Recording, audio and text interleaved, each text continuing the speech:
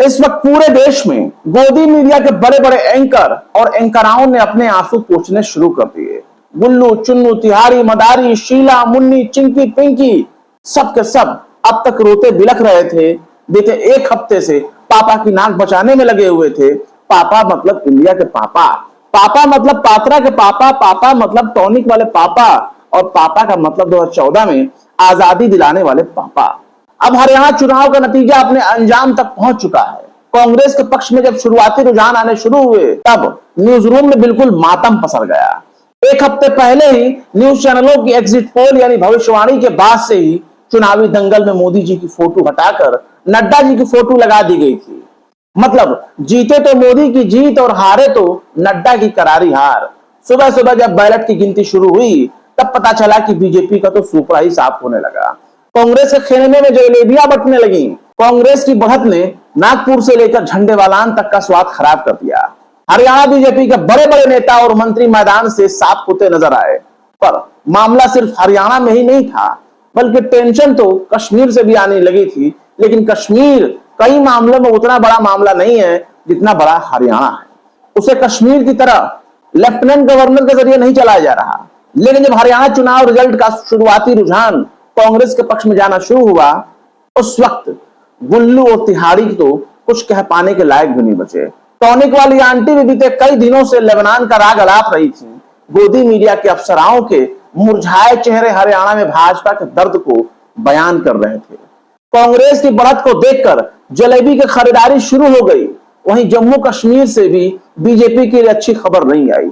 हरियाणा चुनाव का शुरुआती रुझान आता देख ऐसा लगने लगा जैसे कांग्रेस वाले अपना नागपुरिया कच्छा निकालकर हवा में लहराने लगेंगे, पर कच्छा खोलकर नाचना इतना भी आसान नहीं था। लेकिन जैसे ही खबर आई तैसे ही पता चला कि भाई साहब जरा रुको, ठहरो, पिक्चर अभी बाकी है मेरे दोस्त। अभी तो यह सिर्फ बीजेपी का ट्रेलर था, जिसके बाद फिर वही हुआ जिसका इंतजार झंडेवालान से लेकर नागपुर तक कब का हो रहा था। फिर वही हुआ जिसके लिए बलात्कारी गुरमीत राम रहीम को बार बार आजाद किया जा रहा था। खबर आने लगी कि ईवीएम की गिनती शुरू हुई, और जैसे ही ईवीएम की गिनती शुरू हुई कांग्रेस के सीने पर सांप लौटने लगा। चांदनी चौक में जलेबियों के ऑर्डर धड़ाधड़ कैंसिल होने लगे। कई कांग्रेसियों ने अपना मुंह छुपा लिया, अपने प्रवक्ताओं को वापस बुला लिया, टीवी चैनल के फ्रेम खाली हो गए, क्योंकि कांग्रेस का सुपड़ा साफ होता नजर आने लगा। किसानों का संघर्ष भी धरा का धरा रह गया। भाजपा के हिंदुत्व ने कांग्रेस के हिंदुत्व को औंधे मुंह पटक दिया। कांग्रेस बिल्कुल पीछे जा चुकी थी। अब भाजपा फिर से सरकार बनाने की ओर तेजी से बढ़ रही है। जब बीजेपी ने बढ़त बनाई तो सारे न्यूज चैनलों पर बहुत ही गजब का मनोरम दृश्य देखने को मिलने लगा। मुरझाए चेहरे फिर से खिल उठे।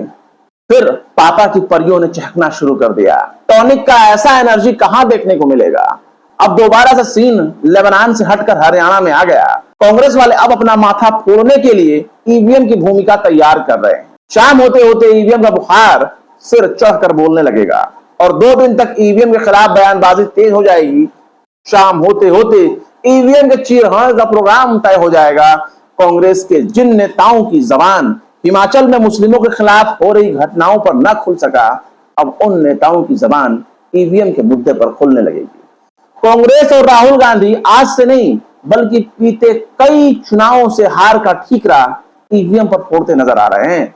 लेकिन कभी इस तरह का आंदोलन नहीं किया जिस तरह का आंदोलन इस देश के इतिहास में कई बार दर्ज हो चुका है। बैलेट की गिनती होने पर कांग्रेस उछल पड़ी थी, पर ईवीएम के आते ही कांग्रेस का सुपड़ा साफ हो गया।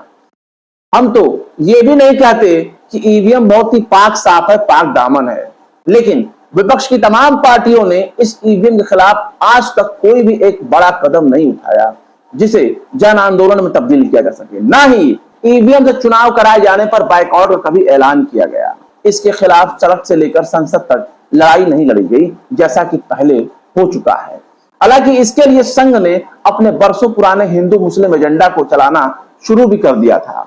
हिंदुओं पर मंडराने वाले खतरे से आगाह कराने के लिए बाकायदा मोहन भागवत ने हिंदू राष्ट्र और हिंदू खतरे में है जैसे डायलॉग मार चुके हैं। एक बात नोट कर लीजिए, जहां जहां कांग्रेस की हुकूमतें हैं, जहां जहां कांग्रेस की सरकार बनी हुई है, वहां वहां पूरी की पूरी सत्ता ही गेरुआ टोले के हाथ में नजर आ रही है। कांग्रेस की सरकार बनते ही गेरुआ टोले ने मस्जिदों, मदरसों और मुस्लिमों के घरों, दुकानों को निशाना बनाना शुरू कर दिया।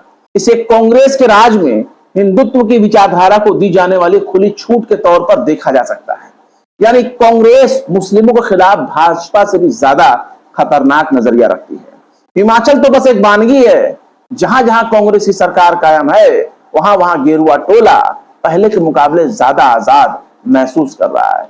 कुछ ही घंटों में यूथ कांग्रेस के कार्यकर्ता ईवीएम के खिलाफ नारे लगाते हुए नजर आ जाएंगे। राहुल गांधी एंड कंपनी मोहब्बत की दुकान से ईवीएम पर सवालों के तीर दाग रही होगी, क्योंकि अगर जीते तो ईवीएम ठीक, वरना अगर हारे तो ईवीएम खराब।